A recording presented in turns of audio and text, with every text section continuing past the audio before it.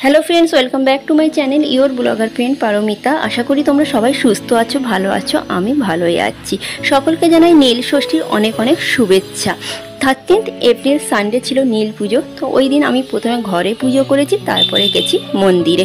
ঘরে পুজো করতে করতে আমার 12টা সাড়ে 12টা বেজেই গেছিলো, কেননা তার আগে বাচ্চাদের জন্য সব রান্নাবান্না করে গুছিয়ে পুজোয় বসেছিলাম। পুজো করে তারপরে গুছিয়ে নিয়ে মন্দিরে যেতে যেতে 1টা-1:30 বেজে গেছে। মন্দির থেকে যখন ফিরেছি তখন 2টো হয়েই গেছে। তো সেই মিনি ব্লগটাই তোমাদের সঙ্গে শেয়ার করলাম।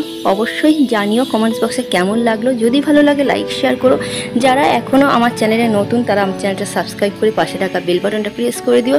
যারা ফেসবুকে দেখো তারা অবশ্যই কিন্তু ফলো করে দিও, আর ইনস্টাগ্রামটাও তোমরা ফলো করে দিতে পারো। তো যাই হোক, তোমরা কে কে নীল পুজো উপোস করেছো বা বাড়িতে না মন্দিরে গিয়ে পুজো করেছো সেটাও কমেন্টস বক্সে জানিও। তো চলো দেখতে থাকো।